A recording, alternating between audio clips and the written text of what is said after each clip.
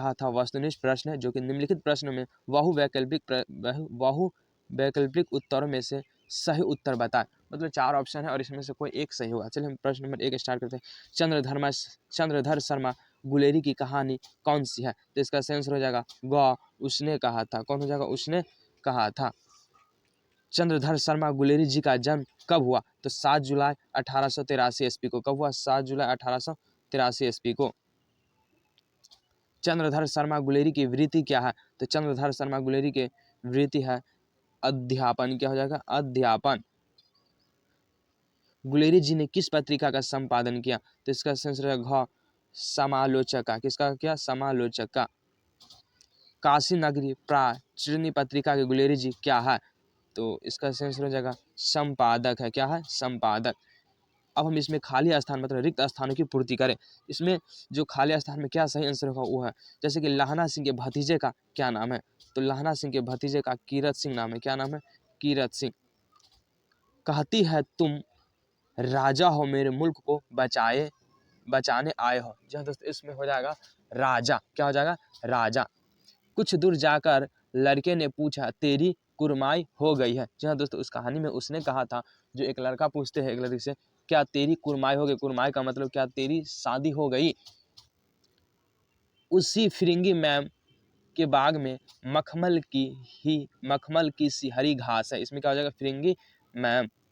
5, जरा क्या है मौत है और निमोनिया से मरने वाले को मुरब्बा नहीं मिला करते। चलो इसमें हो जाएगा निमोनिया। उसने कहा था अति लघु उत्तरीय प्रश्न, जो कि 2 नंबर का क्वेश्चन होता है। चलिए वो स्टार्ट करते हैं। उसने कहा था कहानी के कहानीकार कौन है? तो इसका हो जाएगा चंद्रधर शर्मा गुलेरी। फिर हिंदी की पहली श्रेष्ठ कहानी कौन सी है? तो उसने कहा था, जी हाँ दोस्तों याद रखिएगा कि हिंदी की पहली श्रेष्ठ कहानी कौन सी है, तो उसने कहा था ऑब्जेक्टिव या सब्जेक्ट दोनों में से किसी में भी आ सकते एग्जाम में। गद्य का विकास किस काल में हुआ? तो आधुनिक काल।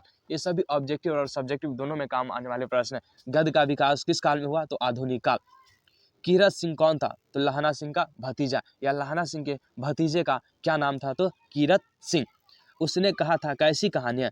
फ्लैश बैंक स्टाइल पर आधारित कहानी। कैसी कहानी है? फ्लैश बैंक स्टाइल पर आधारित कहानी है। चंद्रधर शर्मा गुलेरी की कहानी कौन सी है?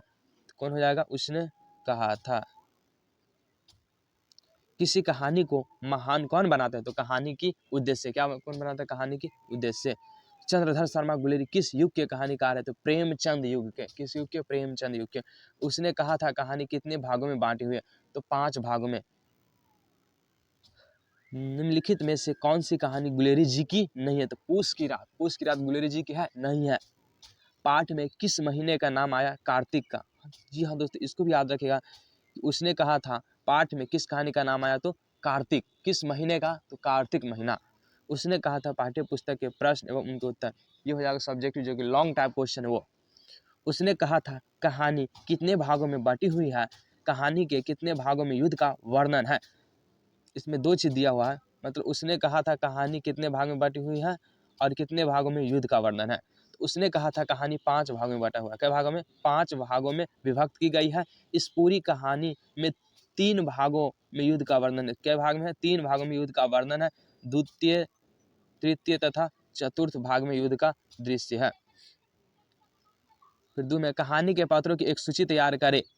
जी हाँ दोस्तों, इसमें कहानी का एक सूची तैयार किया जा रहा है।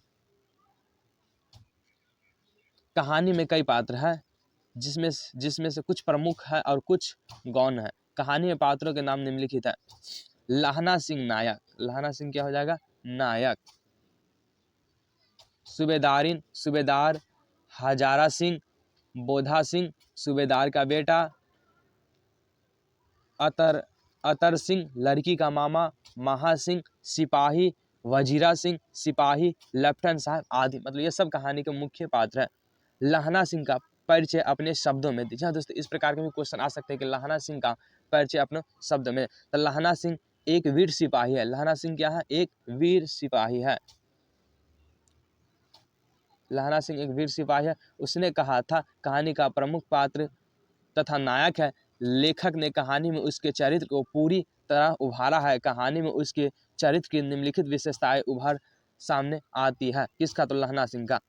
पहला, एक कहानी का नायक कहानी का समस्त घटनाक्रम लहना सिंह के आसपास घटता है, जिससे यह स्पष्ट होता है कि वे कहानी का प्रमुख पात्र नायक है। उर्दू में हो जाएगा, सच्ची प्रेमी लहना सिंह एक सच्चा प्रेमी है। बचपन में उसके हृदय में एक अनजान भावना ने जन्म लिया जो प्रेम था। यद्यपि उसे अपने प्रेम न मिल सका, लेकिन फिर भी उसने सच्चाई से उसे अपने हृदय में बसाए रखा। बहादुर तथा निडर लहना सिंह बहादुर तथा निडर व्यक्तित्व का स्वामी है, तभी तो वे बैठे रहने से बेहतर युद्ध को समझता है। चतुर लहना सिंह बहादुर होने के साथ साथ काफ़ी चतुर भी है, इसलिए उसे लेफ्टिनेंट साहब के नकली होने का शक हो गया और उसने चतुराई से उसका भंडा फोड़ दिया। सहानुभूति तथा दयालुपन लहना सिंह के चरित्र में सहानुभूति तथा दया भाव की विद्यमान है, इसलिए वह भीषण सर्दी में भी अपने कंबल और जर्सी बीमार बोधा सिंह को दे देता है। कौन? तो लहना सिंह। वचन पालन सूबेदारी ने लहना सिंह से अपने पति और बेटे के प्राणों की रक्षा करने की बात कही थी, लेकिन लहना सिंह ने उसे एक वचन की तरह निभाया और इसके लिए अपने प्राण भी न्यौछावर कर दिए। कौन? तो ये सब थे लहना सिंह के चरित्र के बारे में बताए गए थे। पाठ से लहना और सूबेदारिन के संवादों को एकत्र करें तो पाठ में लहना सिंह और सूबेदारिन के बीच कुछ संवाद है जो निम्नलिखित है। बचपन का संवाद, तेरे घर कहाँ है मगरे में और तेरे माझे में यहाँ कहाँ रहती है। अतहर सिंह की बैठक में वे मेरे माता होते हैं, मैं भी मामा के यहाँ हूँ, उनका घर गुरु बाजार में। ये लहना सिंह और सूबेदारिन के बीच के जो कुछ बात है। इतने में दुकानदार लड़के ने मुस्कुराकर पूछा, तेरी कुरमाई हो गई? इस पर लड़की आंखें चढ़ाकर धत कहकर दौड़ गई, लेकिन फिर पूछा, तेरी कुरमाई हो गई? और उत्तर में वही धत मिला। एक दिन जब फिर लड़के ने वैसे ही हंसी से में चिढ़ाने के लिए पूछा, तब लड़की लड़के की संभावना के विरुद्ध बोली, हाँ हो गई। कब? कल देखते नहीं यह रेशम से कढ़ा हुआ शालू सूबेदार के घर का संवाद मुझे पहचाना नहीं। तेरी कुरमाई हो गई धत कल हो गई, देखते नहीं रेशमी बूटों वाला शालू अमृत शहर में सूबेदारी कर रही है। मैंने तेरे को आते ही पहचान लिया, तुम्हारे आगे मैं आंचल पसारती हूँ। प्रश्न 5, कल देखते नहीं यह रेशम से ढका हुआ शालू। वह सुनते ही लहना सिंह की प्रक्रिया हुई। कल देखते नहीं यह रेशम से ढका हुआ शालू। वह सुनते ही लहना को काफी गुस्सा आया, साथ ही वह अपनी शुद्ध बुद्ध ही खो बैठा। इसलिए घर वापस आते समय एक लड़के को नाली में धकेल दिया, एक खोमचे वाले के खोमचे बिखेर दिए, एक कुत्ते को पत्थर मारा और एक सब्जी वाले की रेडी पर दूध उड़ेल दिया। एक वैष्णवी पूजा पाठ करने वाली औरत से टकरा गया, जिसे उसे अंधा कहा। तब जाकर वह अपने घर पहुंचा। जरा क्या है मौत है और निमोनिया से मरने वाले को मुरब्बा नहीं मिला करते। वजीरा सिंह के इस कथन का क्या आशय है?